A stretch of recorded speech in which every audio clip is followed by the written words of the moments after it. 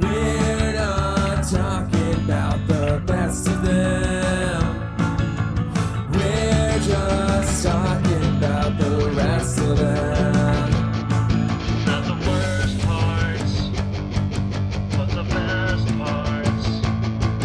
And the best parts we have. The best of the rest.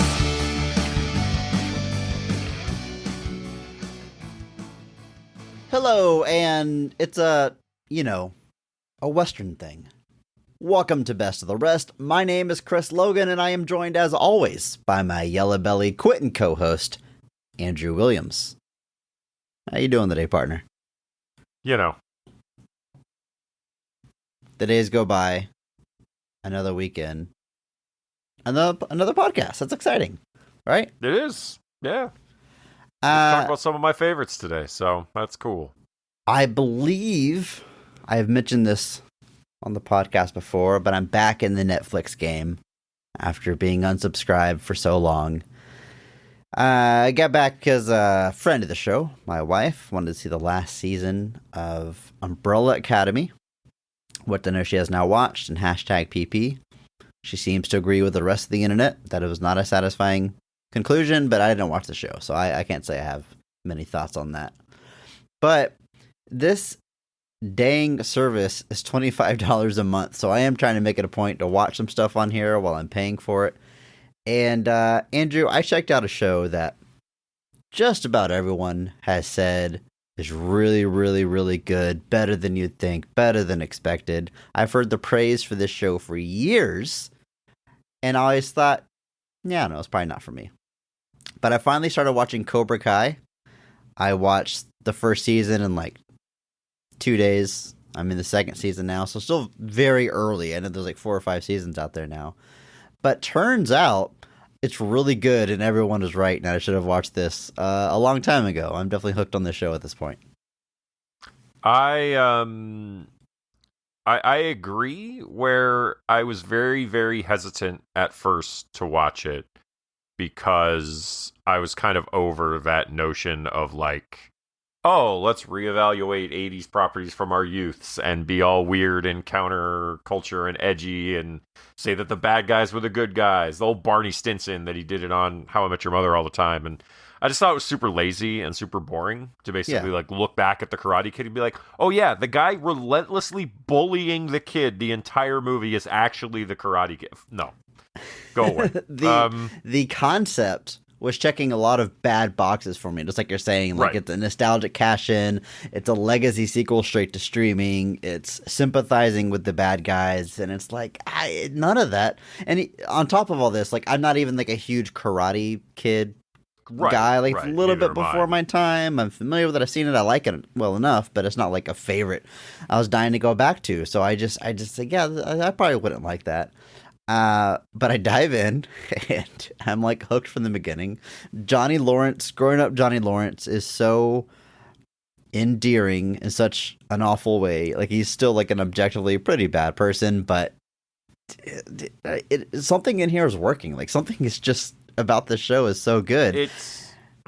It does the generational thing where like the older generation, is chastising the younger generation for being on the phone and all that, but it does it without I don't know, like it acknowledges some like the verbiage that a kid that grew up in the 80s uses is not good, but it doesn't shy away from them still acting like that. And it doesn't portray a younger generation in a vastly satirical way where they're just obsessed with talking about gender and sexual orientation in every conversation that they have, and like, that's not how people actually talk in real life. Yeah, it seems to like handle both generations like pretty authentically, which is so rare to see, and it's just fun. And at the end of the day, that's what I like about it. It's just a really fun show. I agree. I think it strikes that right balance, because it makes Johnny sympathetic, but still doesn't really strive away from acknowledging that he's not the best person. Yeah. That there's things that he's done that are not good, and does not try to reframe the Karate Kid. I think he makes a couple of jokes about an illegal kick once or twice. Yeah. Which, Well, he'll tell his side of the story where he paints himself as a hero, but then it shows you scenes from the Karate Kid where you're like, well, he's clearly embellishing. Like, it's clear Right, what actually happened. Well, and the thing about the Karate Kid that I think is interesting and so successful about Cobra Kai is that, like, largely beyond the first Karate Kid movie, like, they're not really, nobody's remembering Karate Kid 2 and going like, you know what, it was kind of underrated. Like, there's not really been this nostalgia wave for Karate Kid 2, 3, or, dare I say, the next Karate Kid with Hilary Swank, who I think is maybe the last box holdout? the show hasn't checked yet, because they've literally gone back to almost everything else. The villains of 1, 2, and 3, I think, have all come through at some point. Okay, now easy on spoilers. I'm one season into this thing. I'm not spoiling anything. I'm talking about generalities. You haven't even seen Karate Kid 2 and 3. You don't even know what I'm talking about. Listen, don't spoil it. I'm going to go back and watch those, Andrew. Don't spoil Karate Kid 2 and 3 for me. But they've brought in a lot of characters. They've brought in a lot of people. They've brought in even some supporting cast members as best they can, obviously. Pat Morita no longer with us, but I have not read anything about the last couple of seasons, so I do not know if Hilary Swank eventually got the call / made it through. But I do think it would be super cool to kind of check that last box and kind of bring it all under one umbrella, because it is kind of been that one was always kind of this weird, kind of on an island by itself, the only connecting thread really being Pat Morita. But and I do know there is a new Karate Kid movie coming out that is now going to bridge the original Karate Kid with the Jaden Smith Karate Kid by having Ralph Macchio and Jackie Chan in it. So I'm down. Let's do it. I have no idea how this came to be, like you said, but I think it's a tough thing, because I do think there is definitely Cobra Kai is cashing in on like nostalgia. Like, it's definitely knows what it's doing, but it's doing it in a way that's trying not to seem too pandering. Like, it's not straying away from also being like, hey, not just is Johnny a deeply flawed individual, and it turns out growing up and being trained by people that didn't have his best interest in mind turned him into kind of a messed up person. They're flipping it too and looking at Ralph Macchio and being like, oh yeah, by the way, here's the ways in which he is also out of touch and doesn't understand things. Like, yeah, that might be the coolest thing. There's like, I say, like, looks like a nostalgia cash grab as a way, what kind of steered me away from it. But, like, we've made this point on the show before. Like, there's nothing wrong with nostalgia leaning into these things. It's just that they so often lean so heavy on that there's no, like, creative force underneath it. There's no artistic merit there's underneath nothing it. left. Like, you take away the nostalgia, there's nothing else there. Yeah, exactly. And this, it's funny because this is conversations like 7 years too late. Everyone listening is probably like, yeah, we know Cobra Kai is great. I watched that like before the pandemic. But I get it. I'm late to the party. I fully admit it. But the coolest thing I got to say is that it is not so clear good guy versus bad guy. Like, you have Ralph Macchio, you have Johnny. I'm just going to go back and forth between their actual names and character names. But you have what looks like good guys and bad guys. They each have kids. They each have their own students. And the way those cross, like, you would expect Johnny's kid's gonna fight Danny's kid in his good guy versus bad guy part 2, but the way they blur those lines is very, very interesting, and it's got me hooked. And I also love that it is a streaming show, which I usually struggle a lot with, because it's they make it like an 8-hour movie you got to watch in these episodic chunks. But even though it is serialized storytelling, there's an overarching story. Each episode is pushing their narrative far enough that each episode on its own is satisfying, which is hard to find in streaming. So yeah, like I said, I'm not caught up. Maybe the show falls off a cliff. I know a lot of people, I've been telling them I'm watching it. They're like, oh yeah, I really liked it. I watched it for a few seasons. A lot of people don't seem to be fully caught up with it. So I don't know if there's any quality dip or what, but I'll keep people posted as I binge this thing. Well, it's been interesting, too, because I don't think it starts on Netflix. I think it started back on YouTube Red, back when that was a thing. Oh, really?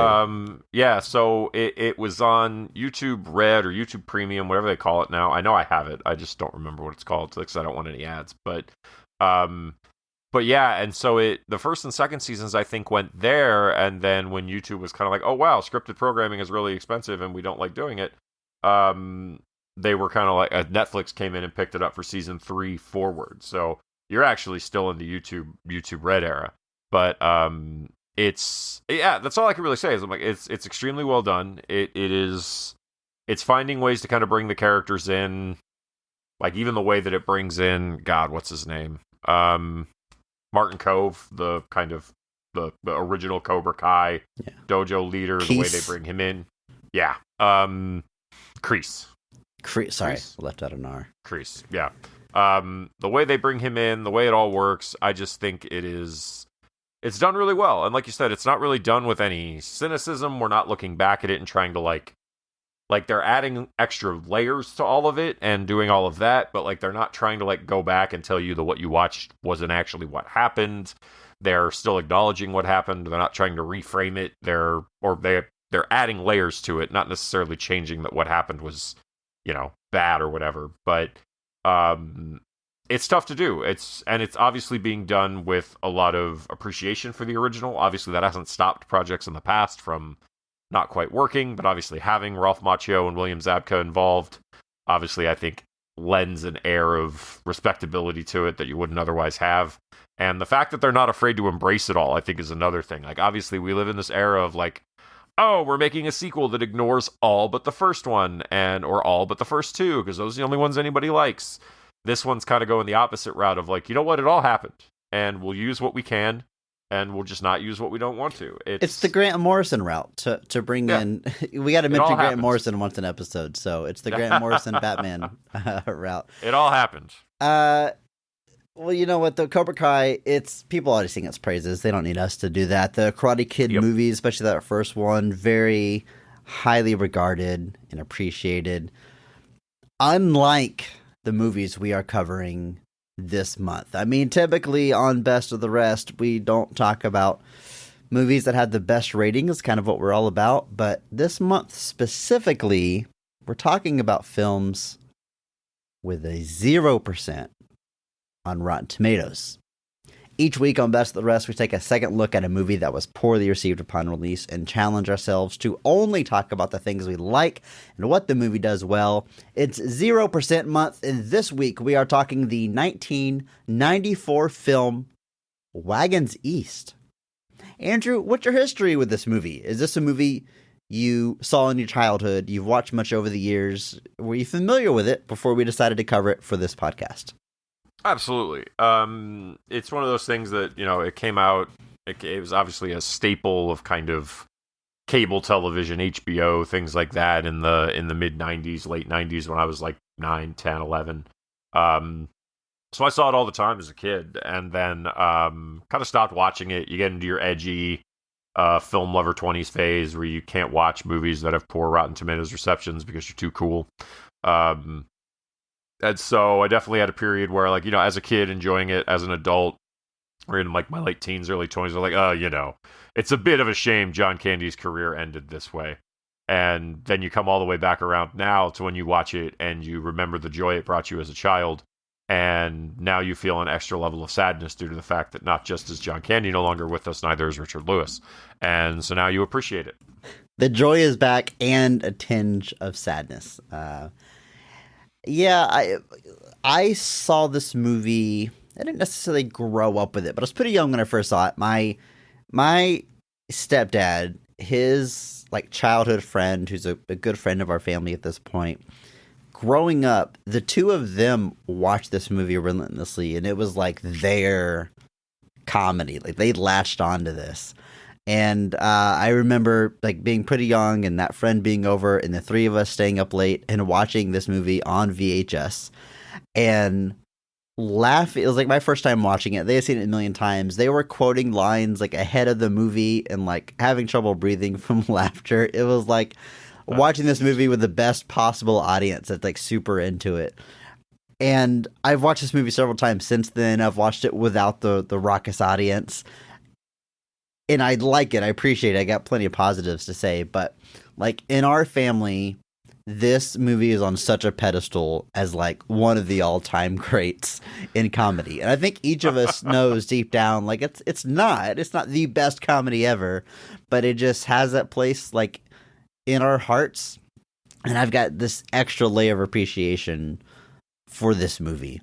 And I'm I'll say it now. I'm a little shocked we're covering it this month. I understand if it's certified rotten, but 0%. I don't know, man.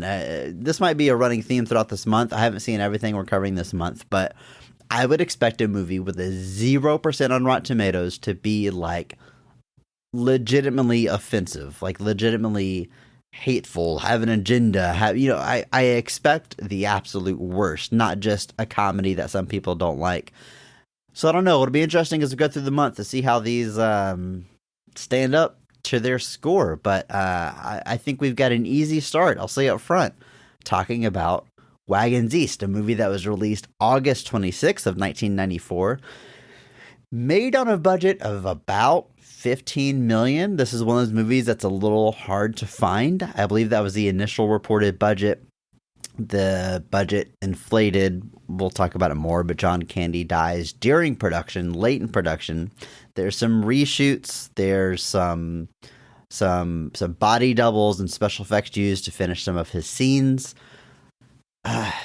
His insurance money, every movie typically underwrites their actors, the lead actor. So the insurance money from his death was used for these reshoots. So like, how does that affect the budget? That seems to be a big question mark. I don't know where the budget eventually lands. It's not huge. Let's say it's between $15 and $30 million. Let's say it's a low budget comedy of the 90s. At the box office, it only brings in $4.4 million. So what really matters, for the sake of this conversation, is that this movie was a box office bomb. Critically, of course, panned. Holds a 0% critic score on Rotten Tomatoes based on 30 reviews. Small sample size, but enough that 0% is impressive in some ways. The audience score, not much better. It's 33%. It's got some positive reviews out there, but considering the thousands of reviews that pour in on the audience side, still not well liked. Still pretty panned by general moviegoers. Yeah, it is not, and it's not something that has gotten any kind of late stage revival, as I tend to say. There's nobody out there calling for the reevaluation of Wagons East. It is odd though, like you said. It feels like there would be at least something, so at least one person out there that was just like, you know what, I had fun, but no, not for this guy. And like you said, some of the movies that we're covering this month, I at least sort of get it, like why it's 0%. Like even if I do enjoy it, like it's something where like like Highlander 2 is something where like, while I'm not probably gonna have any issue talking about it, like it's such a weird movie and like undoes so much of the first movie. Like I at least can understand why all critics were just kind of like, what are we doing? Like, what is this? Like, what's going on? Like, this I really don't understand. Like, it really doesn't make sense to me why it's 0%. You figured there would have been at least somebody who was like, even like a late stage Mel Brooks still sits in like the 30s or the 40s. Like, it's a little odd to see it be so low, at a 0 no less. So it is only off 30 reviews, admittedly, but not a lot of love for Wagons East. It's funny you mentioned Mel Brooks because almost every negative review is going to mention Blazing Saddles, which is like I guess that's just the quintessential Western comedy, right? I don't think this movie's, other than being a Western, I don't think the tone or style of this movie has much in common with Blazing Saddles. But that is the go-to comparison. Blazing Saddles is on such a pedestal that this can't hold a candle to it. At least that's what the critics are saying. But Blazing Saddles comes out in 1974. It's been 20 years at the time of the release of this film, and that is still the go-to comparison and like the benchmark in the movie that's used to express how much the critic does not like Wagons East. Yeah, and it's like you said, outside the plot, there's really, or rather, regarding the plot, it's the setting. It's the setting that's the same. Otherwise, the plot is almost completely different. There's almost nothing in common between them outside the fact that they're both set in the Old West. But it's just a weird thing where they kind of treat it like it's this like Blazing Saddles is the only thing to compare it to. And I guess if that is your only Western comedy, sure, I guess. But yeah, I wouldn't. I just wouldn't think this movie. I would never say this movie's trying to be Blazing Saddles. Yeah, I agree. I agree 100%. Taking a look at the creative team, the movie is written by Matthew Carlson. Now, most of his credits are in the world of TV. Pretty steady work, but some of the highlights, of course, going to be The Wonder Years and Malcolm in the Middle. Still working as recently as The Mighty Ducks Game Changers. Has some writing credits on that. If you remember, that's The Mighty Ducks. Speaking of Cobra Kai, this is The Mighty Ducks legacy sequel that was straight to streaming. It released on Disney Plus. Was pretty well reviewed and well liked, renewed for a second season, which aired. Then it was entirely pulled from Disney Plus because one of the largest companies in the world sought profits above art and thought it was slightly more profitable to not offer that anymore because we are not. Late stage capitalism is no longer a threat. It's just where we live now, Andrew. Remember that show? I do. I actually watched the first season largely when it came out because the first season had Emilio Estevez coming back as Gordon Bombay, which I thought was really cool. Just to see him kind of come back. I've always liked Emilio Estevez. He doesn't do a whole lot, not nearly as much as some of his other relatives do. But I liked it. It was fine. It was definitely playing a little bit more in the fairly low threshold young adult entertainment type thing, but as a fan of that growing up, it was fun to see. Emilio Estevez was not brought back for the second season. Or rather, he was asked to come back, so it depends on who you ask as to why Emilio Estevez didn't come back for the second season. A lot of people tried to mention that he didn't like having to potentially get vaccinated, so there was this weird kind of anti-vax thing that got attached to him. But it sounds more like it was a contract dispute and creative differences. And then when you hear the stories about how they pulled the show because they're trying to save money, it wouldn't shock me at all if they came to Emilio Estevez with a pretty lowball offer to be in that second season, and he was replaced by Josh Duhamel, who's that generic white guy you've seen in thousands of places. Yeah, I was a little surprised to see that. He's actually responsible for another animated show that I actually really, really liked called God, the Devil, and Bob. I don't know if you've ever seen this. Matthew Carlson at this point. Not Emilio Estevez. I'm going to Google this because that sounds oddly familiar. Let's see. God, the Devil, and Bob.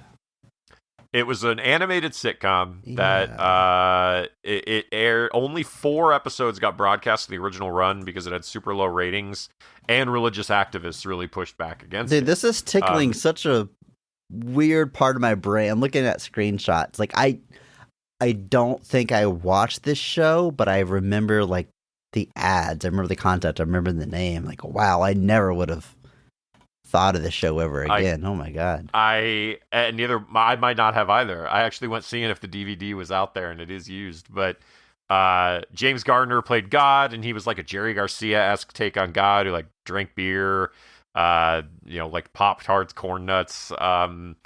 It is and then I think Alan Cumming was the devil, and then French Stewart was like our Bob, the titular Bob. And I remember watching this in a class once because they were talking about like media that got kind of the media that suffered kind of a backlash that led to it kind of getting canceled. And this was an episode. We ended up watching an episode of this show, and I was like, this is really funny. Like, this is like genuinely great. So I might have to go out and do this. And James Gardner, a legendary actor of the screen, even wrote that he's like, it's a shame they went out of business so soon because he loved playing God on that show. But yeah, I had no idea. So just seeing that yeah, like you said, it definitely reawakened a dormant memory lying in my brain. And yeah, fun. But Nancy Cartwright in there, Bart Simpson herself. Yeah. All right. All sorts of people. Gotta find a way to check that out. Heading back to Wagons East, though, this movie is directed by Peter Markle. I'll be honest. I went through these credits. Plenty of work, steady work. Lots of movies I've never heard of, both theatrical and straight to television. A few more notable things on the TV side. Some episodes of CSI and X-Files, but seems to be a pretty journeyman-style type director. Yes. That sounds very accurate. Like I said, looking through all of these filmographies, you've got a couple of things in the 80s, like romantic comedies, kind of standard, sex comedies, stuff like that. I will say this: he is the director of a film called Youngblood, which I have to mention because I play hockey, and it is a hockey movie starring Rob Lowe, Patrick Swayze, and Keanu Reeves. What? And Ed Lauder's in there too. Who Is this something you've seen? Yes, of course I've seen it. Of course I've seen it. I've heard of this. Yeah, 1986. Wow. Keanu Reeves admittedly not having a huge part in this film, and I'll brace you before you watch it. Hashtag PP. It's not the best. Andrew, I'll brace you. I'm not watching this. I know you're not. I can't. There's no way that I could get you to watch this. You just didn't know it existed, and it's actually shocking to me that there is a hockey movie with Rob Lowe, Patrick Swayze, and Keanu Reeves that people don't know exists. It's just wild to me. But so I had to shout that out. But he also co-writes that movie. Peter Markle does. But yeah. So what a career. All right, Andrew. Well, it's time that we jump into this film. This film that has scored a notorious 0% on Rotten Tomatoes, but we're going in to find the positives, find what works, and everything that we like about Wagons East. Andrew, you ready? Yes.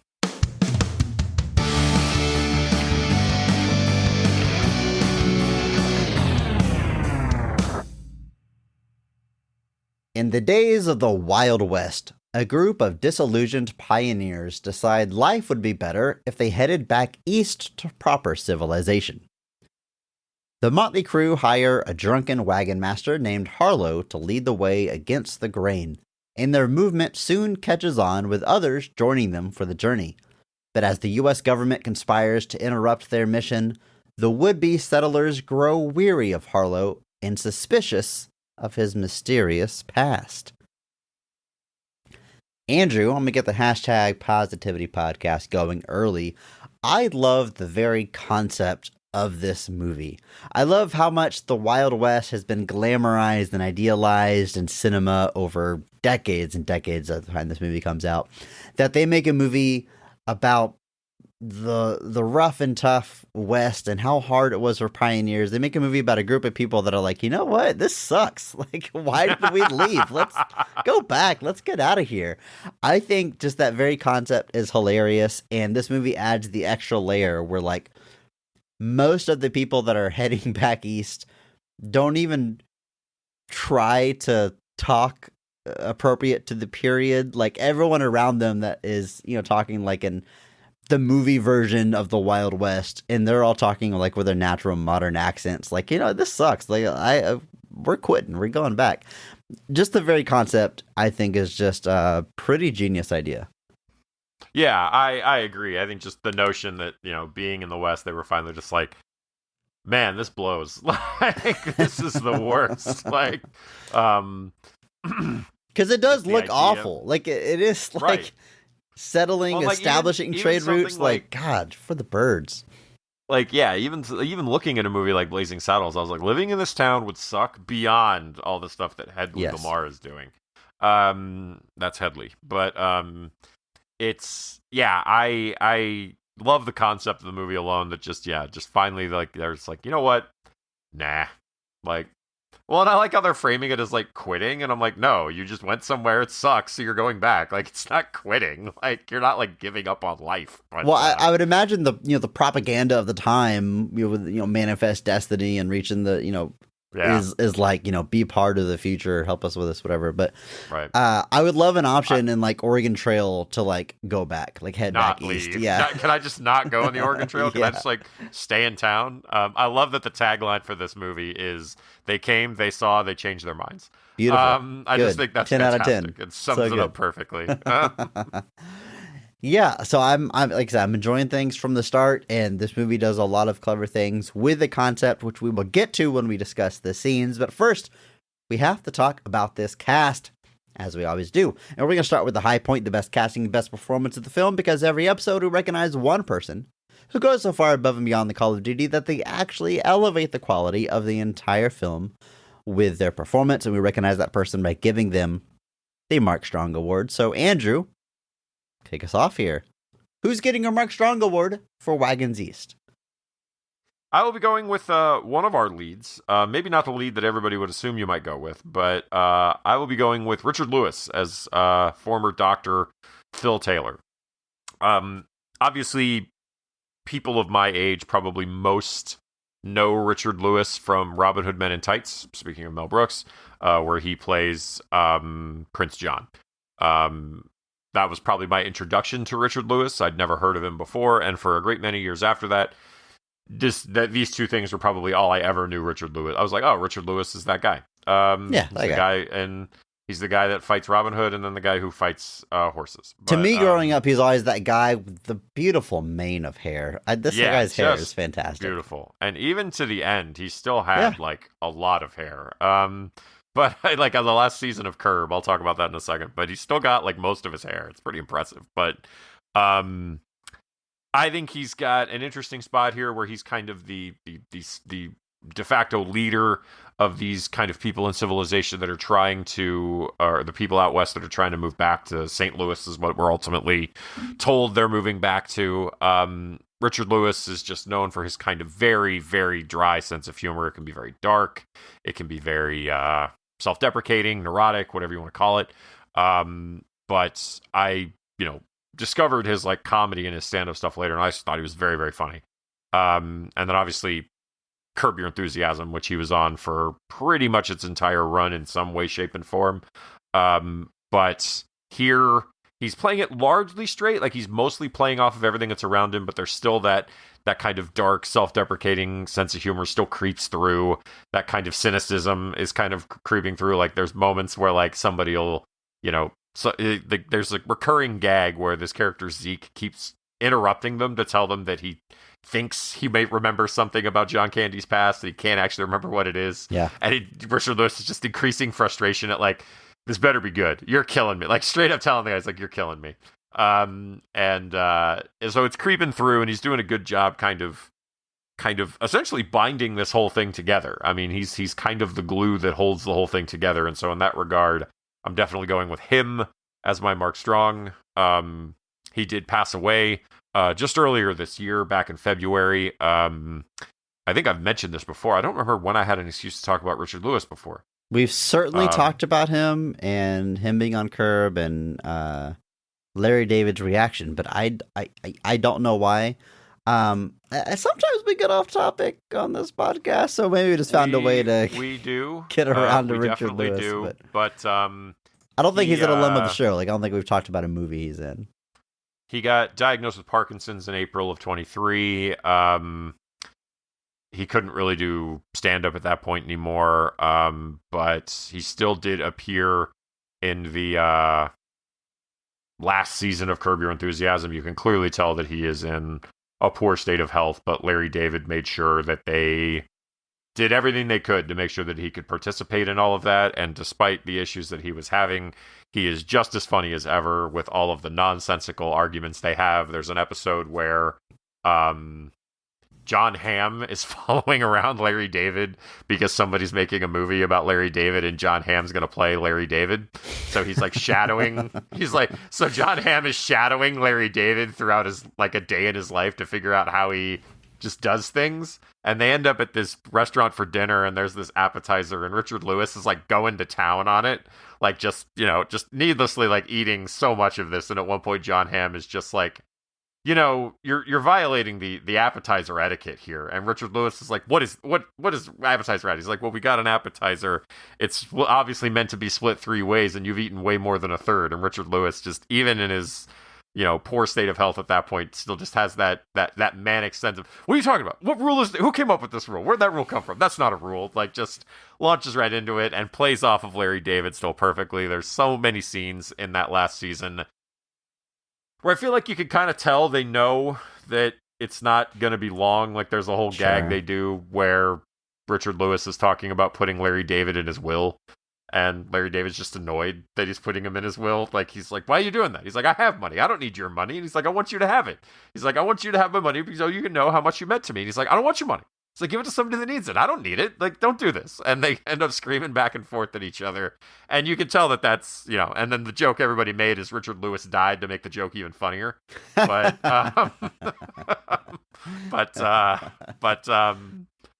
Richard Lewis was just fantastic. I loved everything I saw him in. And he did obviously have a lot of substance abuse issues in the past. People have said that might have contributed to his issues later, but he got himself clear in '94, actually. John Candy's death had apparently been a thing that actually kind of kicked him in the junk, as it were, to get his stuff together and figure it out. And he leaves behind quite a body of work that I am a huge fan of. And so in that regard, despite, beyond his performance here, which I think is great, I just love Richard Lewis. And so I'm giving it to Richard Lewis as my Mark Strong, adding him to the illustrious hall. R.I.P. 76 years old. What a run. I agree with what you're saying. I think he's just effortlessly hilarious. His role here, like, great pick for Mark Strong Award. I was certainly considering him going somewhere else, but I love his performance here. He's one of the ones I was talking about. Like, he talks in his natural Brooklyn accent. Like, he doesn't try to be like in this period piece, and that just makes things so much funnier. Like, his role sort of in this caravan is he has like the traditional family unit. It's him and his wife. They got 2 kids. And the kids are asking, are we there yet? And he says things like, I'll make your mother turn this wagon around. Hold the reins with both hands, honey. Like backseat driving. It's good. Just very modern jokes applied to the Western setting. Stopping the whole wagon so that their daughter can go pee. Very good. All the jokes of him being a former surgeon and the scene where he comes back to being a surgeon again, I think is hilarious and a very funny cap to that storyline.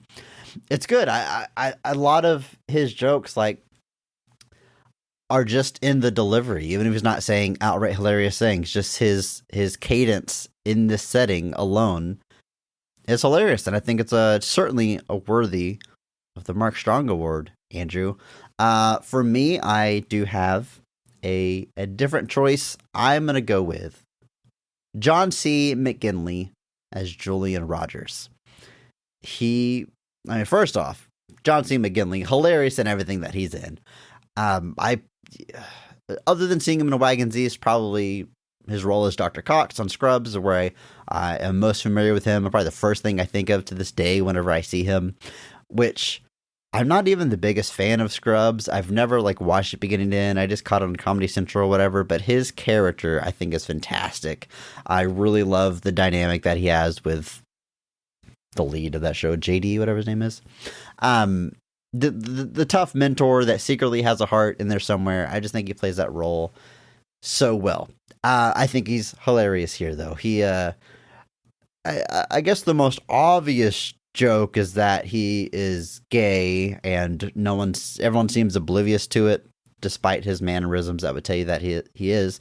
But there's definitely more to this character. A joke I would say even more broad than that is that he just enjoys the finer things in life.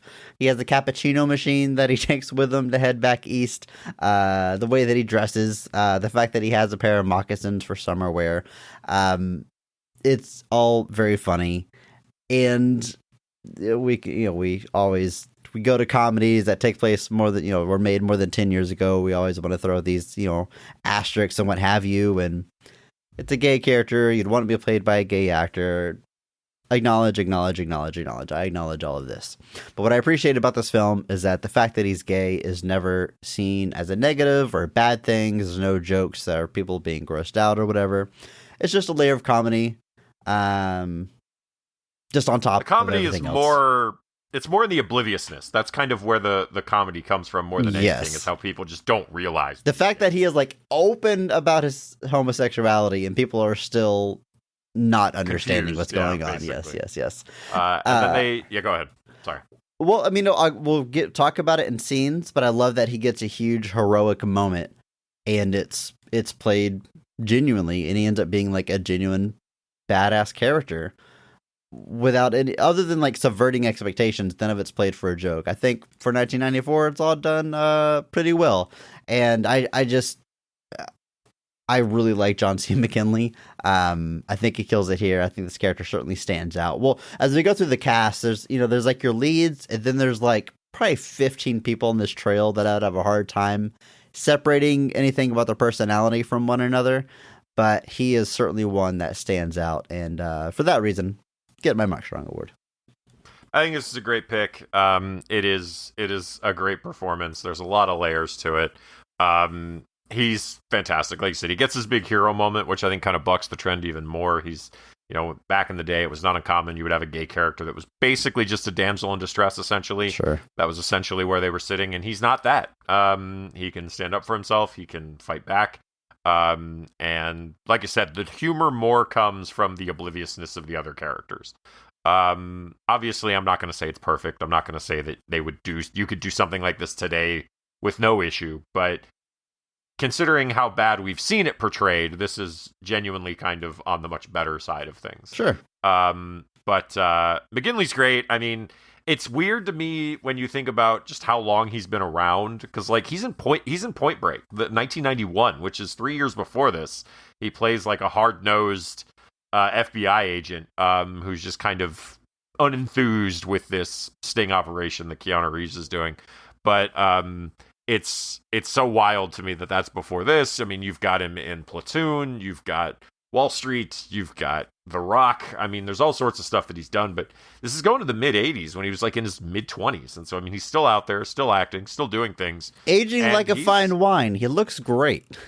Yeah, I mean, he looks better than I do, and he's 30 years older, 25 years older than I am. But it is almost 30. But it is really, really great. And fun fact, won't be the last time we talk about him this month. Off the top of my head, I don't even know what you're talking about, so I'm looking forward to you will find out. All right. You will find out. But obviously still out there, still doing things, appeared in still does television shows, has a recurring role, main roles all over the place from a variety of different things.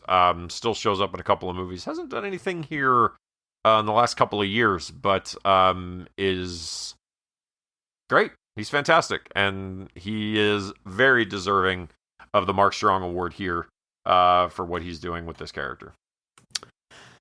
Last thing I'll say about John C. McGinley is after his son was born with Down syndrome, he has mostly stepped away from a lot of high-profile roles and acting to be a spokesperson for the cause and raise awareness, and hell, that's pretty cool.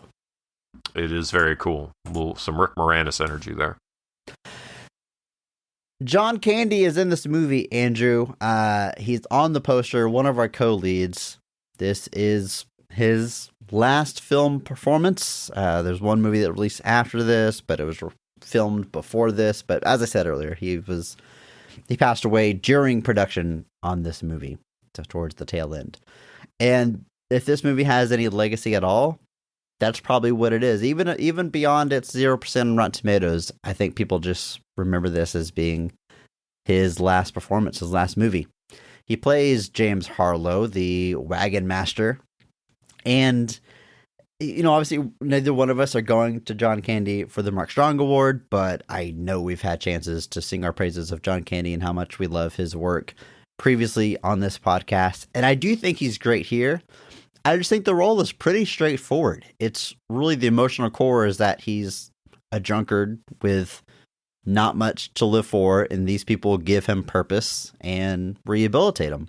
And there's just not a lot of jokes in there. There's a few slapstick moments throughout where he gets to shine, but mostly you're looking at John Candy at the end of his life playing a man in poor health. And that's not going to be generating a lot of laughs in 1994, and especially not now. So not to be too much of a bummer, I can still certainly appreciate this role, and it has its moments. I like what he's doing here, but there's just a lot of layers to it now, Yeah, I agree. There's a sadness to the character. There's obviously something he's hiding back.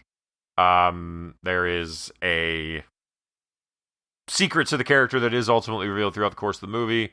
But it is a solid performance. Like you said, it's odd to have this be a movie, and we're not really giving him the Mark Strong. But he's, like I said, playing this largely straightforward, but he's still John Candy, which means there's a lot of, energy being put in. There's a lot of great emotions to the character. You can see that there's this distance. There is obviously stories that this was a contractually obligated film after a previous film he was going to do for the same production company fell through. With Sylvester Stallone. What? We got robbed. What happened there? A John Hughes movie starring John Candy and Sylvester Stallone, no less. I just want to hop into that timeline for, I don't know, 3 hours just to watch that movie. 126 minutes, however long it takes. But I love John Candy. Obviously, we've sung his praises before. This is right near the end of his career. This is the end of his career. This is the movie he's shooting when he passes. The movie that comes out after this is a movie called Canadian Bacon. That was shot in the previous fall. It is directed or written by a gentleman named Michael Moore, but it does not release until 95. It is unfortunate. John Candy, I don't think there's I don't think there's a person alive who has a bad John Candy story. I think everybody that ever met the man thought he was wonderful, loved working with him.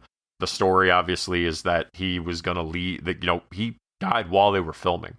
And when they found out and they told Richard Lewis and Robert Picardo, they were just devastated. They were just heartbroken that this had happened. And why wouldn't you be? I mean, of course you would. Right. The fact that it happened while you were actively working on something, and I mean, to your point about people not having a bad story, and it was shared in our Discord server not too long ago, that video clip of Steve Martin reflecting on John Candy, and it's like, oh man, God, it's a tough thing to see. Oh, it's how God, emotional that one he gets, is that one. Well, it's I first off, I love that Steve Martin has like leather bound all of his scripts. For all of it's his so movies. cool. They're all like 100% something I would do, even if I were like the biggest player. I would treasure that script forever and 100% get them bound, and like I would absolutely do that. But it's the story he tells is so interesting because he talks about how. Like, John Candy it's talking about planes, trains, and automobiles, and John Candy gives an amazing performance in that movie where, like, there's so many layers to that character. It might be, pound for pound, his best single performance that he's given in his career. I think that's fair. But it talks about how this monologue, when he kind of reveals the truth to Steve Martin at the end of the film, was supposed to be so much longer. And obviously, the way it hits in the movie still is tremendously effective. It works so well, and then ultimately it was supposed to be this long thing, and they ended up cutting it, and Steve Martin just can't handle talking about, them cutting that scene and what John Candy was to him and everything. And he was just wonderful in everything he was in. And this is no exception. He's just playing a different type of character than you otherwise might expect from him. And yeah, he's John Candy. What else is there to say? Robert Picardo plays Ben Wheeler. You mentioned the character of Phil, played by Richard Lewis, is kind of the de facto leader, but this is maybe his right-hand man or the other person that's kind of calling the shots with this journey. However, the character of Ben is a little more pessimistic and definitely more weary of hiring Harlow to lead them out. He's always second-guessing him and doesn't have any faith in him and is undermining his authority. But this character plays off of everyone so well. His scenes with Richard Lewis, I think, are fantastic. In particular, when it's revealed that Harlow was the leader of the Donner Party. His reaction to that, how much it scares him, I think is absolutely hilarious. But this movie is such an ensemble thing. Everyone gets their moments here or there to shine, but I don't say he gets lost in the shuffle. That sounds too backhanded, but I think he's part of a greater whole, that he plays his parts very well. He does. It is he's basically the pessimist of the whole situation. He's the one that doesn't trust Harlow. He's the one that thinks Harlow doesn't know what he's doing. Obviously, he's drunk when they meet him, so he's very hesitant to use his services. And yeah, it comes off pretty well, but I like it. I like at the end when like they're getting ready for the stand and his wife is cleaning off the table and he's like, I'm hiding behind this, and then like immediately knocks it over.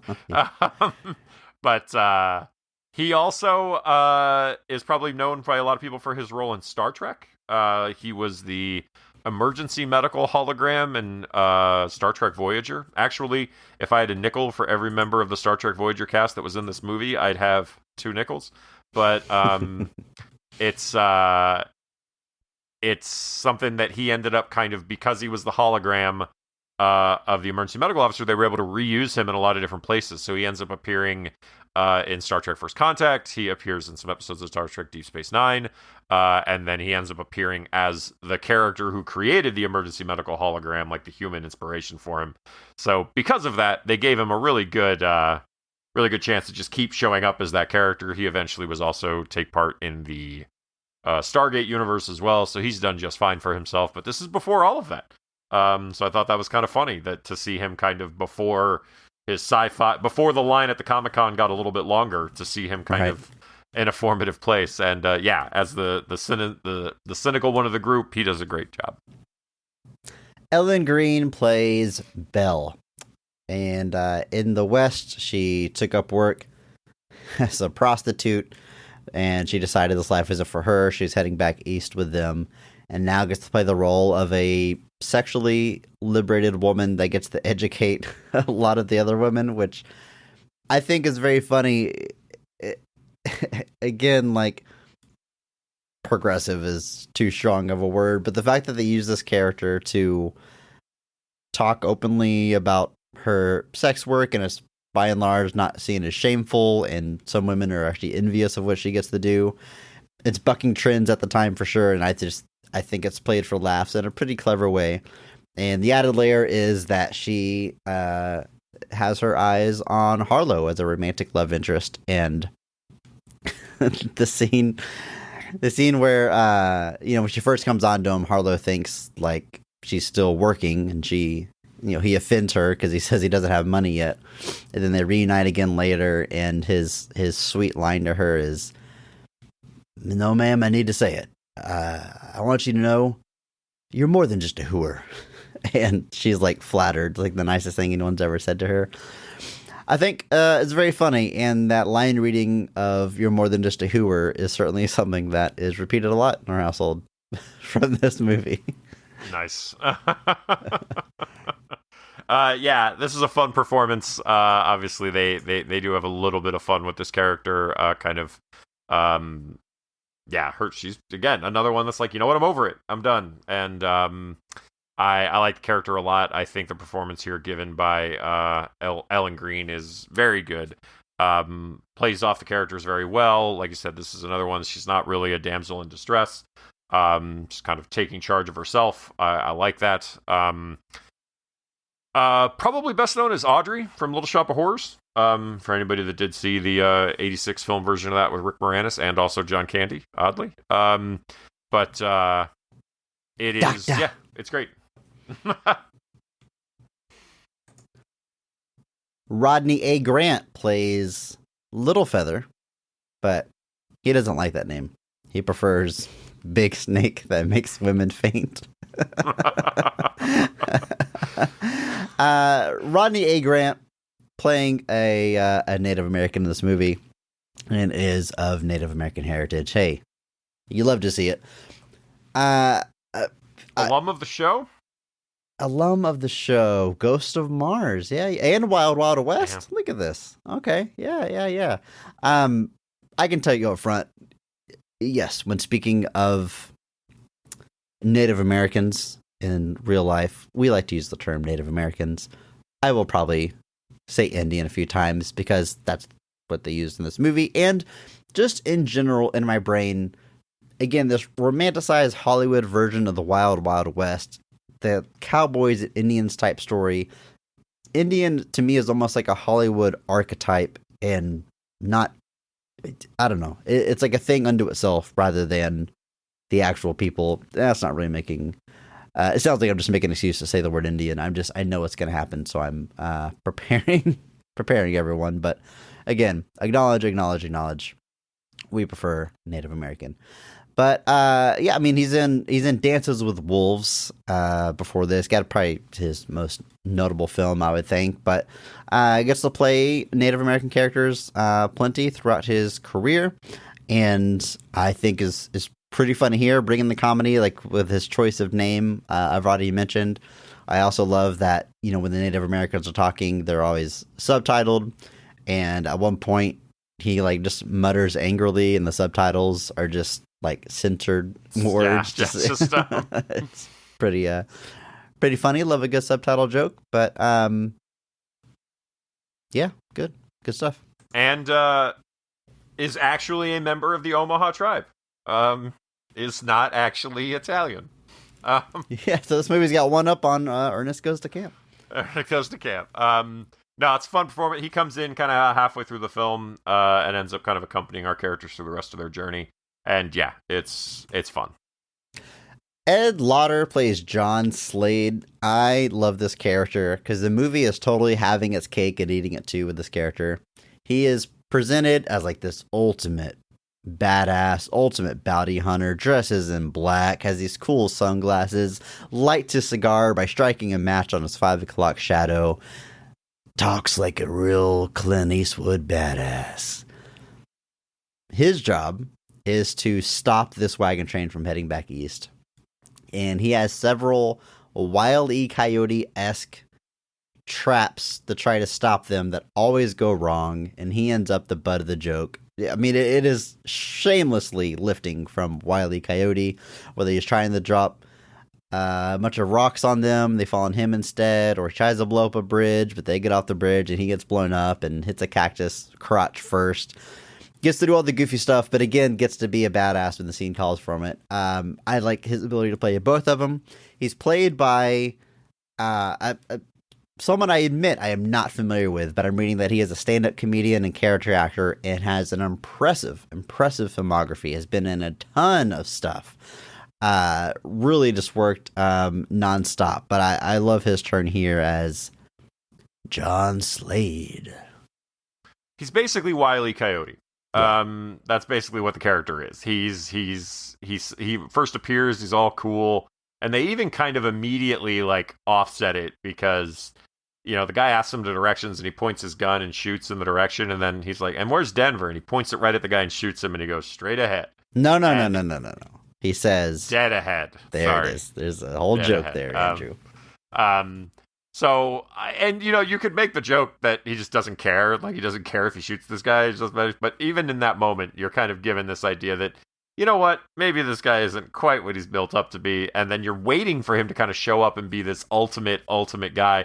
And then he just swings and misses every time. Like I said, that's when he kind of basically turns into Wile E. Coyote, where like nothing, even all the way to his death, he is basically playing a cartoon character. Like, he gets shot and is just like, woo. Oh, woof. That's bad. Like, he's literally like not even taking it seriously, and then he gets shot several more times and finally is like, welp. But I think the character is having a lot of fun, obviously playing off of that. They do that with the villains in this movie a lot. They're all not very competent. But he gets featured probably the most prominently of all of them, and it's wonderful.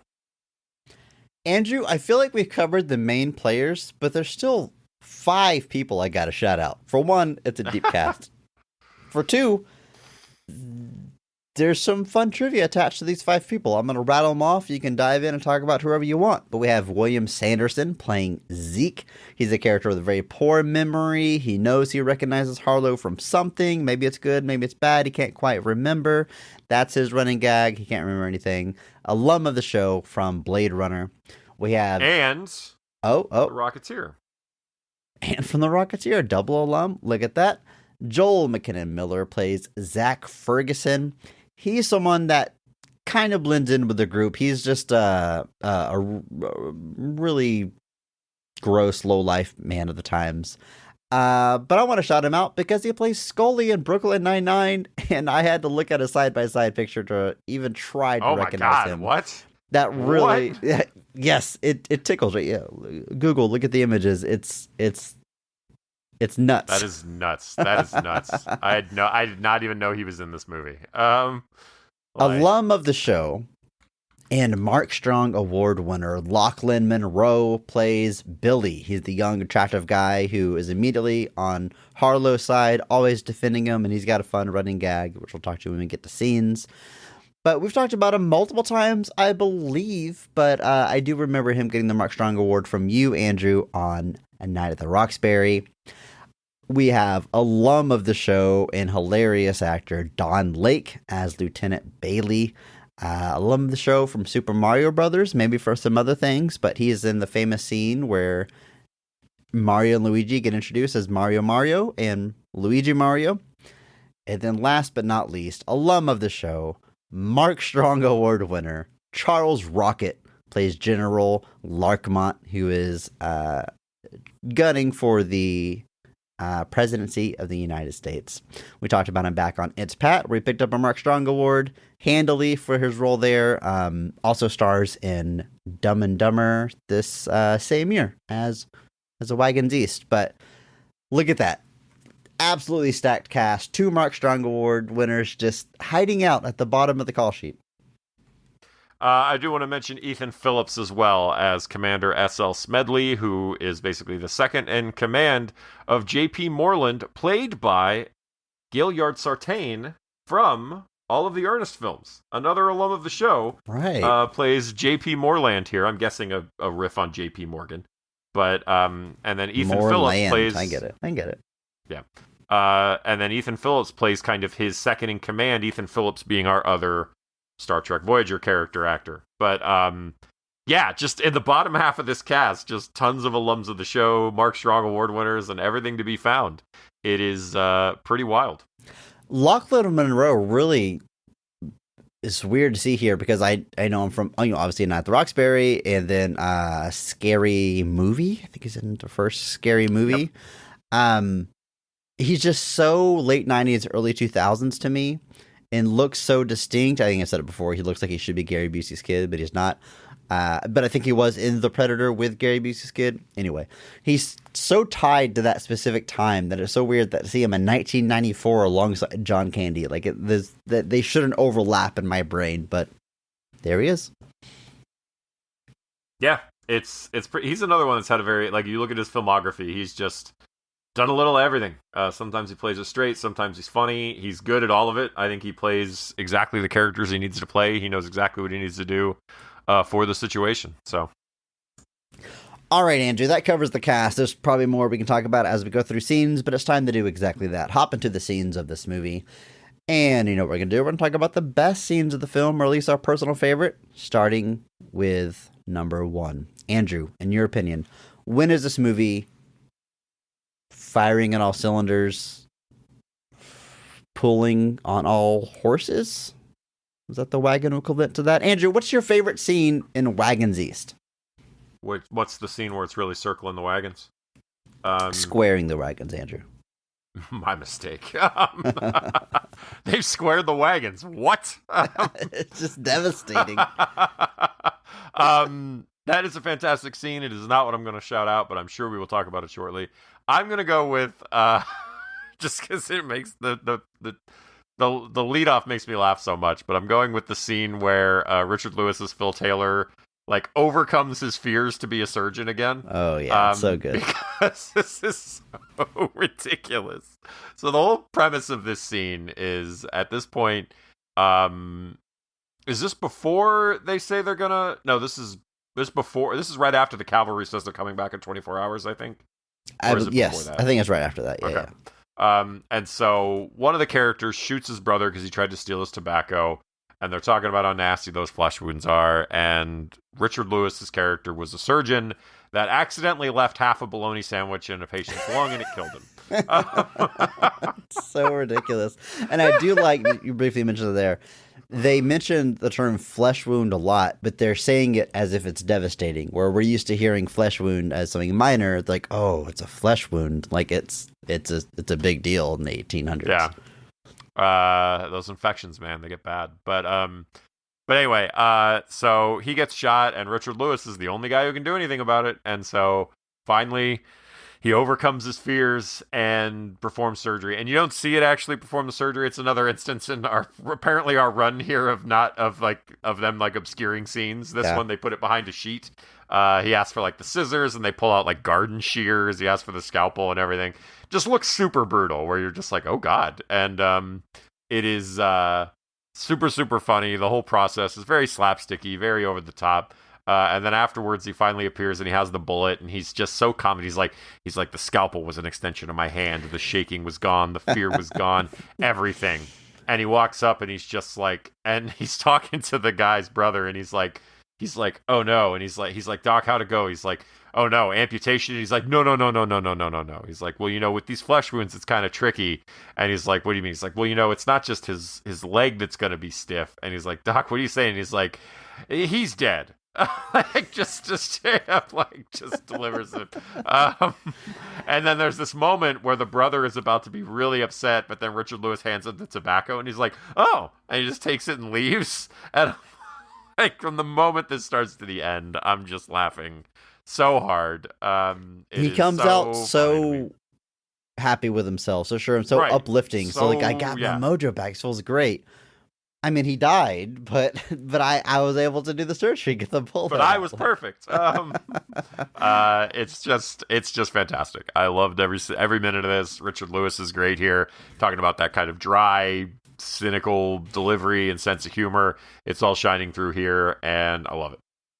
Yeah, it's good. I mean, this is probably his best scene, and the sort of climax to this little story about him being a surgeon before.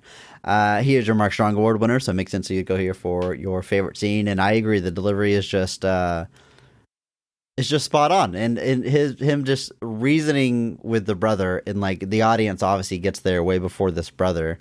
Sometimes it's tricky. These things can go wrong. You had to amputate. No. The leg is fine. A little stiff.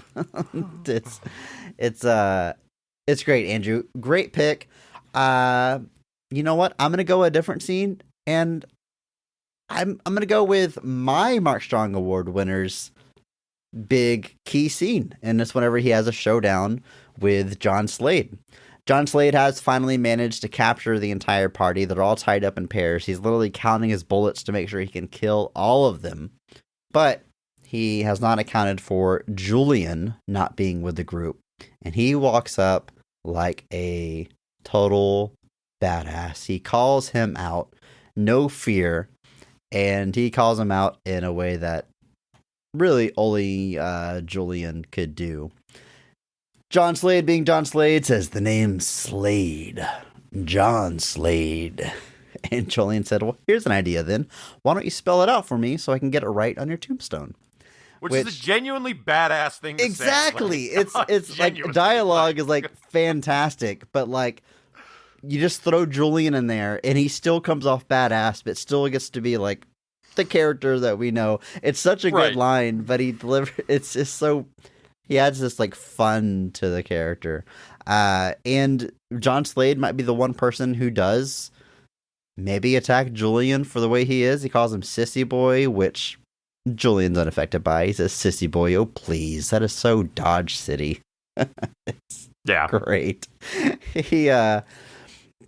He gives him a warning shot, which is just shooting him in the belly. He does it so fast that Slade doesn't even realize it at first. And he says, listen, Pumpkin, you really got to get yourself some medical attention. Those shots tend to fester. It's so good. He waves by with one little finger and turns around. John Slade tries to take him out. Julian whips back around and just unloads both pistols on him. Shoots his belly full of lead in the shape of a heart on his chest, and then he drops dead. I love this so much. Like, Julian, already my favorite character. I think he's absolutely hilarious. And what you said about that line, spell it out for me so you can write and treat someone. Like, it's so badass and cool. But we're here in a comedy with this character, and we're delivering it in a way that is also bringing a laugh. Like, hitting both layers of that is so great. I love that this character gets this big hero moment. In fact, it had been a minute since I watched this movie, and in my mind, this was like towards the end of this movie. This was like the big climax to the villain but there's like a lot of movie left after this. But like it stands so tall in my head, like him having this big hero moment that it felt more like the climax of the film as a whole. It's not, but I think it's great. I love it for the character. I think it's hilarious. It works on multiple levels. My favorite scene in the movie. I think this is a great pick. This is a fantastic scene. It is super, super well done. It is just a blast. Just seeing, like you said, he gets this big hero moment. He gets this big chance to stand up and be the savior of this group when you think Slade's got them all finally dead to rights after been trying for the whole movie. And you would think this is the climax, but it's not. There's like 30 minutes left of the movie after this. But this movie is a little long. It's like an hour 47. Yeah. I was like, this seems a bit. But yeah, so it's a great scene. I think this is a fantastic pick. This is the moment where like the character like cements itself as I think like this is where like anytime if like, you're going to pick him as the Mark Strong, you're going to pick this best. All of this is cemented in this moment. And it works. It comes off perfectly. Like you said, he's saying genuinely cool things to this guy to make him feel, to make the character even better. And it all works.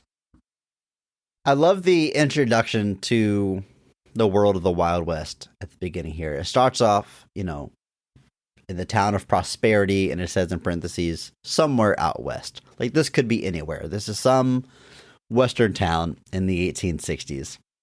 And it just looks like the worst place you ever want to be. In line with where we're going with this movie. It starts off with this, like, propaganda-esque ad for the town, and when that gets pulled away, you see just this horrible Dust Bowl, dusty place with a bunch of drunk people fighting. The mail order bride showed up, and she finds out that like 10 guys pitched in because not any single one of them could have afforded a mail order bride. You've got Julian trying to run a bookstore, but the people of this town aren't really interested in reading. In fact, someone buys a book because they need some toilet paper. You see all these characters get disillusioned with life out west. I love another great bit with Richard Lewis is that he approaches this guy who clearly has his cows, right? And he's like, these are my cows. They're branded. And you get a shot of the brand, and the brand says Phil's cow. Yeah. It's such a funny joke. It's not just like the symbol of his ranch or whatever. Him trying to weasel his way out of that once the guy like pulls a gun on him. He's like, "Oh, I'm a sheep herder. These are cows. What am I thinking?" And just trying to get out of it. Again with this natural, normal Brooklyn accent. I think is a very good bit. The movie starts very strong. I really like this opening. Yeah, I think this is great. You get you get kind of an idea. I love that we start off and it tells us the population of Prosperity, I think is the name of the town. And then after the bank robbery, it updates the population to be like 4 less. Yes. That was genuinely great. I like that Robert Picardo's character is like, if you gave it a few days, the customers would have a chance to build up bigger deposits, and then just like hands all of like the bank keeping documentation and his thing to this guy robbing the bank and is like, have fun, and just leaves. Like basically just hands the bank over to the robbers. Just super, super funny, and just definitely establishes the kind of tone we're going for here. And yeah, it's a great way to start it. Our group meets up with Harlow, who is, of course, a drunkard, as we've established. And these early John Candy scenes are some more like line deliveries that, again, get repeated in my house quite often. I love when he's telling the group that they're about to head out. He tells them the night before, "We leave at dawn. Noonish." And then Just great. the next day he they haven't quite told him what the plan is, so he says Wagons West, and they go, actually we're heading back east. He's like, east, really? Okay. Wagons East. Such a good line delivery. Like it just feels unnatural just to say. It's really good. I like it. I love it. The moment he says Wagons East, I did the Leo point at the screen. There it is.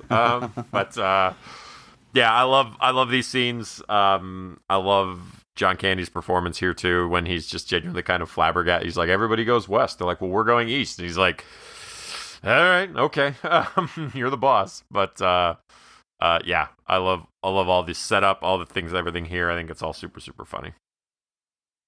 Andrew, I mentioned the mail order bride that's purchased by like 10 people, played by Robin McKee. I like this. I like this bit a lot. This concept of, again, people getting disillusioned with the West. She shows up. She sees how awful it is. She sees that there's 10 gross men that she's now married to, so she wants to head back east. Well, she heads back east with all of her husbands, and the running bit that the husbands are slowly getting killed one by one, and she keeps putting on this veil as if she's mourning. And every single time one gets killed, she locks eyes with Lachlan Monroe because they clearly love each other, but they're waiting for all of her husbands to die off. It's a great running bit, and the big finale is that after they've made it to the destination, or about to be in St. Louis, there's a shooting star. She makes a wish, and it lands on her last husband, so they can finally be together. Mwah, chef's kiss. Good joke. Fantastic. Yeah. One of the things early on in their trip that sort of gets people to start, buying into Harlow is they approach this river, and he fords the river, which is a term that I know solely because of Oregon Trail. But there's this big dramatic scene of all of them, taking their wagons through the river, and the horses getting spooked, people getting thrown off, and this long treacherous ordeal. And there's all those people in the town on the other side, like watching them in awe as they make it to the other shore banks. And they make it to the other side, and it's I think it's Belle who gets stopped by somebody. He's like, he just kind of like questions them, like, "Ma'am, what do you? Y'all are crazy." And she's like, "Why? Because we trust in our wagon master, because we're not going with the flow, because we're making a name for ourselves, we're heading back east." She goes on this like long inspirational tangent, and he's like, "Well, no, ma'am, because most people use the bridge." And there's a bridge across the river, just like feet away. Andrew, I'll say it again. It's a good joke. It's a very good joke. There's a couple of lines that Little Feather / Big Snake gets that I think are funny. There's one where they're towards the end of the movie where he says, "Goodbye, my friends. Remember, if you're ever in my country again, I'll have to kill you." And they all kind of start laughing, and he just looks back and goes, "I'm serious." And they all stop laughing. Just the delivery, super, super funny. And then later on when basically oh God, what was the line? I'm looking for it real quick. Oh yeah, he goes, "Bad news, big trouble." And Harlow goes, "Let's just keep that to ourselves." And then the crowd walks up, and Ben goes, "What news?" And Big Snake just goes, "Cavalry's coming. They're coming to stop you." Just like immediately. Just tells him immediately what's happening. Just no attempts to even hide it. But I love when they realize they're in like Native American territory, right? And John Candy's telling them, like, we got to think like the Indians. We all gonna walk barefoot like they do. And they're like, "But they have moccasins." He's like, "Well, we don't have moccasins, so we're gonna be barefoot." And Julian's, when he speaks up, he's like, "Actually, I brought a pair for summer wear." And he's like, "All right, Julian, wear moccasins. The rest of us will be barefoot. Let's go. We'll wrap cloths around all metal so there's no rattling. And we'll travel at night and camp out during the day." And shows them at dawn, and their entire wagon train is literally in the middle of Native American campgrounds. And the chief asks, he asked Little Feather, he's like, "How could you let them sneak into our war camp?" And he goes, "One of them was wearing moccasins." And it just says Julian like tapping his foot, wearing moccasins. And just the idea that one person has moccasins on, so they're undetected. It's so good. So good. I think they get a lot of mileage out of the character of Zeke, who has a horrible memory. Like I said, it's really a slow play where they're like, "I remember something about Harlow, really good or really bad. I can't remember." And he just slowly starts to remember it, and finally he wakes up Phil and Ben, and he tells them, he's like, "I remembered what it was. You got to clarify here. He interrupts Phil and his wife having sex to tell him this." Yes. He doesn't wake him up. That is very true. So it's obviously very urgent. He pulls them away from that. And I love that Richard Lewis is wearing like a full pajama body set nightgown, with the like, nightcap. So good. So he pulls him aside and he's like, he's a leader of a party, and he's like, I can't remember what the name was. He's like, I'm thinking reindeer. He's like, what? Like Dancer, Prancer? He's like, no, keep going. Blitzen, Donner, and Zeke goes, that's it! The Blitzen party. Of course, that's when they realize it's the Donner party. The doomed party that got stuck in the mountains and had to resort to cannibalism. And they are now freaked out because Harlow at one point mentioned that he doesn't eat meat, so they're assuming that it's scar from the time leading the Donner party. So they're all super suspicious of him. It's like, well, it's fine as long as it doesn't snow. Well, they wake up the next day, it's covered in snow, and they just it's my favorite Ben moment. They all just watch Harlow like walk off into the snow with a gun. And Ben's like, where's he going? And Phil's like, how should I know? Maybe he's going to hunt some game. And Ben goes, oh my God. And they got to cover his mouth. Like the fact that his brain just went to like he's going to go kill a man. And for them to eat. And then later they're actually having like meat. They've got this thing over a fire that's turning around. And the three of them are super suspicious. They're like, oh God. And then somebody's like, have you seen my brother Clayton? And they're like, oh God. Like, they just assume the worst. And then finally Clayton appears and he's like, hey, where's my cow? And they're like, oh, it's Millie. It's fine. It's fine. Oh yeah. They're like, it's just his cow. It's all good. And they just immediately eat this man's cow that he's been chasing this whole movie. But just the delivery of that whole exchange, especially from Robert Picardo's Ben, is just super funny. My favorite Zeke moment, though, is in the final battle between our Wagons Easters and the cavalry. They square the wagons, the cavalry is circling them, and they're all, I think it's Richard Lewis who says, like, no matter what this journey has meant to us is what matters most. And he readies his gun, and we see a flashback of him performing the surgery and able to do that successfully, and he just like smiles on what he was able to accomplish. And we see the flashback from a few characters. One of the characters reflects back on being reunited with his sheep. Julian reflects on being able to give Lachlan Monroe a bath in the river. That was his highlight. Then we see Zeke ready his gun, look up, scratch his beard, and then go back to looking down his gun because he can't remember anything. He can't remember It's such a like subtle so joke. Good. It's so good though. So good. Very good payoff. I loved it. It was so funny. And I guess we can talk about that scene a little bit more. So the cavalry, so the whole crux of this movie basically is that our villain JP Moreland essentially thinks that this Wagons East movement is going to hurt expansion in the West, which they've got a bunch of money invested in. They're getting grants from the government for it, and if it fails, they could lose that money and / be on the hook for it. And so JP Moreland is the one who employs John Slade to take them out originally. Then he comes up with a second plan, which is this team of like I love this. I love the backup plan. Is so good. The backup plan is this team of like bandits, robbers, I guess, that are gonna just accost the party, and you just see like it's almost a Monty Python-esque gag where like they'll be doing a scene and then suddenly it just cuts to this scene of these guys like tearing through the desert on horseback. Yeah, barreling down on our settlers, we're assuming.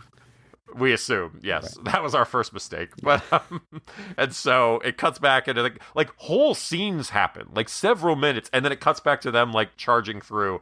And then finally we get like the last shot of them charging through, and then they just arrive at the ocean.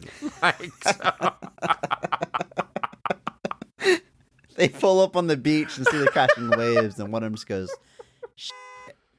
And then we never see him again. They overshot. Again. Never again. They never even like meet the party. Like it's so good. They dedicate so much time to that payoff. It's so good. It's such a good gag. I can never be sad at that. And so the third plan then at that point is the cavalry, which is where we see Don Lake first foremost. Don Lake is one of the three that arrives and says you have 24 hours to either head back or the cavalry's going to kill you, basically. Don Lake, a veteran of a great many films. We talked about him a little bit, but a lot of the Christopher Guest mockumentaries, he shows up there as well. He's got apparently a bit of a rapport with John C. McGinley's Julian. He mentioned seeing him again, so they drop a few hints there, but it is it's super funny because he's like very like, okay, you've been warned. Well, you have 24 hours. He's like, well, what time do you have? He's like, I don't know. What time do you have? Like, they're arguing about what time it is. Yeah. So they have 24 hours. But so then they leave, and this is where we're then introduced to Charles Rocket's General Larchmont, whatever, who's basically like kind of an idiot. But the big reveal that we find out here is that it was the general who stole all the supplies from the Donner Party, basically, and left them with nothing, which is why they ended up having to eat each other in the mountains. So you're, in a way, essentially given an exoneration for Harlow in that he was set up to fail. And so obviously Larchmont mentions that he knows this and he needs nobody else to know it because he's trying to get the presidential nomination. I have a favorite gag here where he's talking to Bailey, Don Lake's character, where he's like, Harlow's the only other man who knows. And he's like, well, I do now, sir. And he's just like, who told you that? And he's like, you did. And he's like, oh, well, that only leaves you two options. He's like, you either take a plum position in my cabinet or you search for your brains by candlelight. And he's just like, okay, Mr. President. But there's like the idea that he's like, you have two options. Either accept a cushy job in my administration or die. Like, well, of course. Yeah. Like, it's like, there's got to be some in-betweens here. But the way Charles Rocket is playing this is he's just very absent-minded and very ridiculous and very aloof. It's very funny. And then Don Lake playing off of that is also super funny with him. Because Don Lake is basically just, okay, whatever, sure, fine. Like, just kind of going along with these kind of weird delusions. But ultimately, this leads to we mentioned squaring the wagons. This leads to our kind of finale, where they square the wagons, because that means they have to make wider circles. Sure. Yeah, why not? But this ultimately, Harlow gets kind of run out after a while because the Donner Party stuff comes up. There's a bunch of confusion. There's a bunch of people kind of accusing him, so he just leaves. Doesn't want to address what he's done.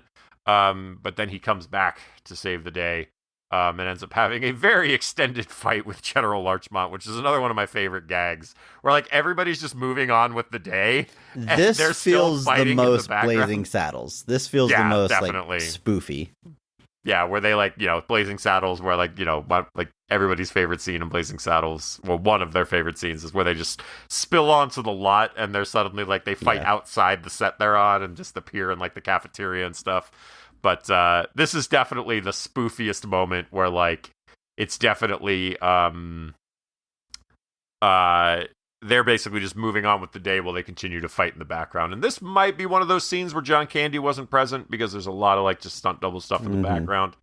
He does get to he is present there when he actually defeats Larchmont, but there's a lot of like this might have been something where they was trying to pad the runtime a little bit. Not that they needed to. But honestly, most of it, you read about John Candy, his role being finished with body doubles and stuff. There's definitely scenes like this where like they're not showing his face, probably not him, but you can kind of just chalk it up to it being a stunt double. Like he's slugging it out with Charles Rocket. So none of that really stood out to me as it's not like, what's an extreme example of this? It's not Game of Death. It's not even it's not Game of Death. Yeah. The Crow, where it has a few scenes where it's obvious. Like this. The biggest scene that I can think of is they reuse footage from an earlier scene that is of John Candy's face, and it's when he's at the bar and he makes his decision to come back.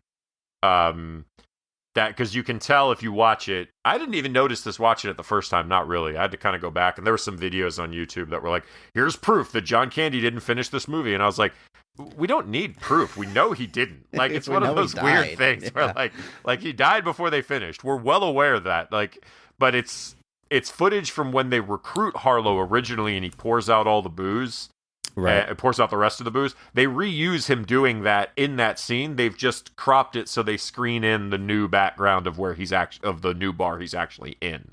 And like the scene where he puts up his horse and walks into the bar, that might also be seen where we're using doubles. But yeah, so I mean, you're using doubles, and that like you mentioned using CG, and I was like, that's about all I can think of. Yeah. As far as where they took an existing shot and kind of had to recreate it and kind of shift it around. But overall, it's not. There's much worse examples of this. It's Yeah, I agree. Basically, the nicest way I could say it. I do think it's definitely all in the final act of this movie, because I would think shooting on location in Mexico in the desert, probably going to shoot this mostly chronological with a few exceptions, at least for the main cast. So it is probably the final scenes that most get affected by this. And look, we've praised this movie. I like it. I said it up front. It has a special place in my heart and my family. A lot to like about it. I do agree with something you said earlier. Like, it probably could have been 90 minutes. There's probably a benefit for being 90 minutes. It does. It's funny throughout, but it kind of runs out of steam a little bit towards the end, if I had to throw some criticisms at it. But that's where you start to think, well, maybe it's just because their main actor died and they had to patch it together. Like, that's going to be... The movie has to be released 5 months after that, so that's got to be just a tough position to be in. But still, by no means do I feel like this is a movie that is a 0% on Rotten Tomatoes. That's still tough for me to wrap my head around. I agree, very much so. I think this movie is very fun. I like it a lot. Obviously, there's, people may say, "Oh, you only like it because it's one of John Candy's last movies," and I would be like, "So what? I can enjoy it for any reason I want, jerk." But what's I don't know what word I want to say here. Weird, interesting, odd.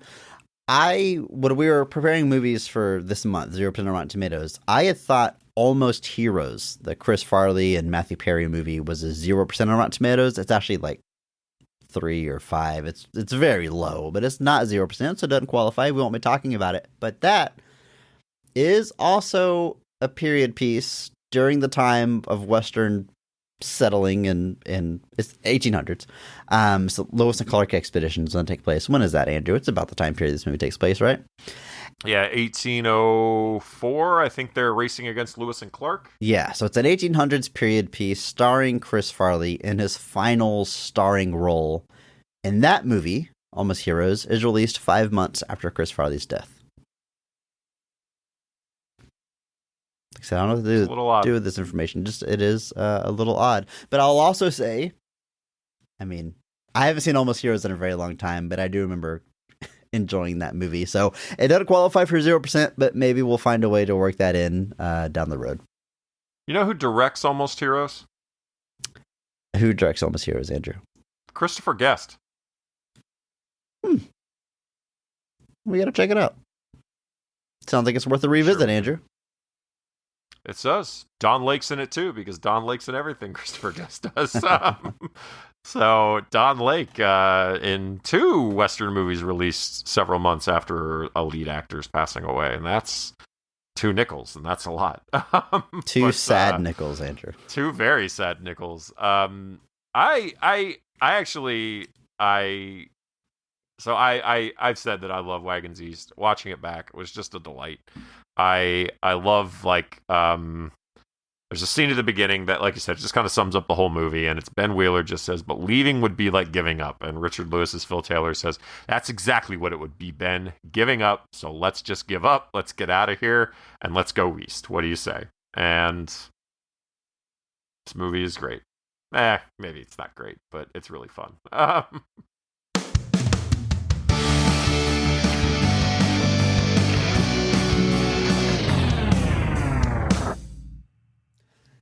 Andrew, we are now officially 1 week into 0% month so far. You know what? This on paper, this seems like it should be our greatest challenge yet. On paper, this sounds like our podcast has been leading to this month from the very beginning. But we kicked it off with just a fun comedy, a movie that we both agree is a little perplexing. It has a 0% on Rotten Tomatoes. We'll see if that holds, because next week we are discussing a movie that I have not seen. You have. We're talking about Highlander 2. In fact, I haven't even seen the original Highlander. I just know the stuff that everyone knows. Got to cut their head off to kill him. There can be only one. I don't even know what the context for this stuff means. So I've got a lot of lore to dive into before next week. You do. Good luck. That'll be fun. we'll discuss that more next week. Andrew, right now it's time for our question of the week. And if you want to leave a question for a future episode, you can do exactly that by joining our Discord server. There's a link in the show notes right now. In whatever podcast app you use, there's a link to our Discord. Go ahead and click on it. Join us if you haven't already. Leave us a question just like that guy in Doom has done. Here's what they say. Have you ever had someone ask you to name a song and send you a text transcript of what they think the song sounds like? Only, except without pitches, it's difficult to know, but they also throw you off by giving horrible clues. Like that song from one of the TMNT movies, I think. Kind of a synthy song. Goes like, whoa, whoa, whoa, whoa, whoa, or something like that. And they put parentheses. For reference, I do this to my brother all the time, and it's amazing how accurate he can be, even with bad clues. Andrew, this is an oddly specific question that was dropped into our server late last year. Actually, August of last year. It's been a year. So thanks for leaving that question. But Andrew, do you have any reference for this question being asked here? Yeah, I do, because he literally does do this all the time. He will send me the most generic of texts and be like, hey, do you know this thing from this? Including one, that TMNT one. You know that one, Chris, right? Well, actually, Mike Lynch in the Discord guesses that it's Tarzan Boy, and I can only assume. Honestly, that's not too. I mean, I did have that in mind when I was reading his woes, but it's based on the lowercase and capitals. Whoa, whoa, whoa, whoa, whoa! I can see that. I can hear it. Yeah. The one I'm most proud of is he sent me one that was like, it was the song, it was in the 90s, they played it a lot at the laser tag place, and he just sent da da da da da da da. And I sat with that for days and was like, laser tag 90s, duh, what the heck? Sandstorm. The answer was Sandstorm. Da da da da. That's the does. Da da da da da da. Yep. Da da da da da da da. Yep.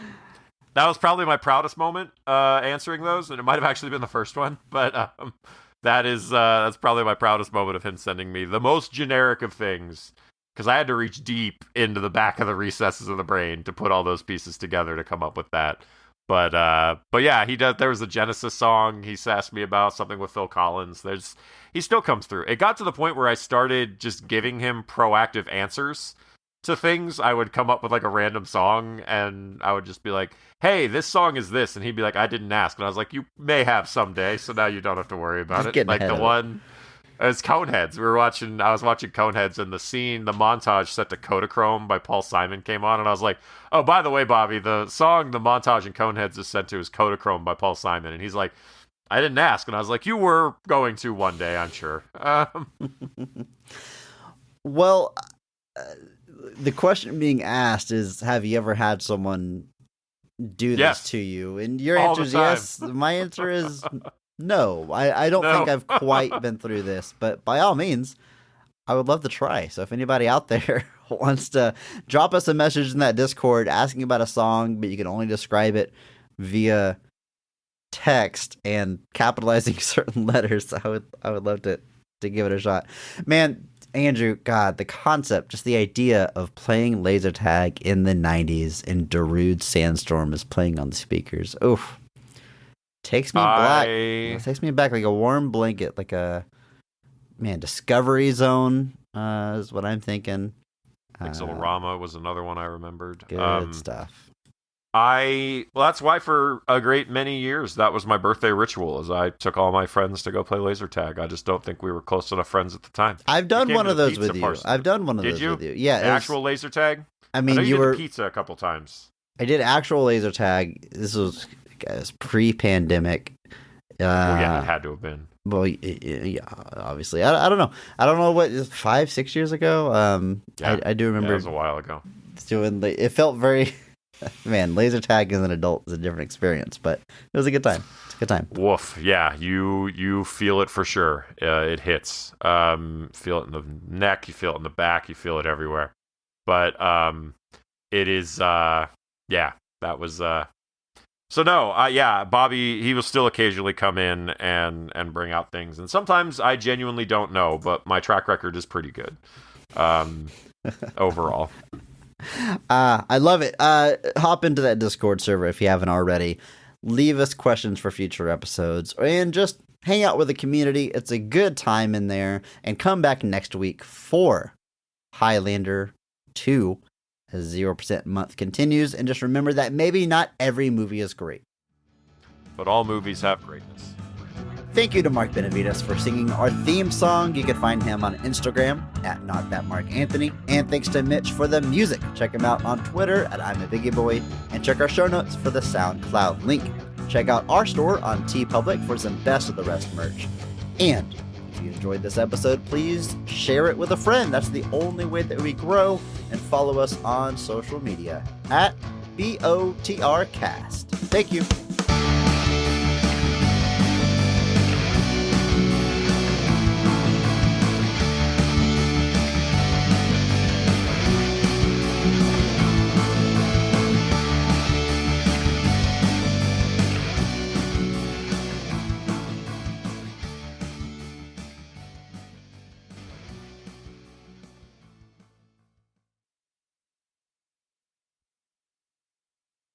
All right, Andrew. Well, it's time that we jump into this film that has scored a notorious 0% on Rotten Tomatoes, but we're going in to find the positives, find what works, and everything that we like about Wagons East. Andrew, you ready? Yes. Did I take so long to ask that question that you thought you had time to take a sip of soda? I did. Yeah, I did. I thought I did.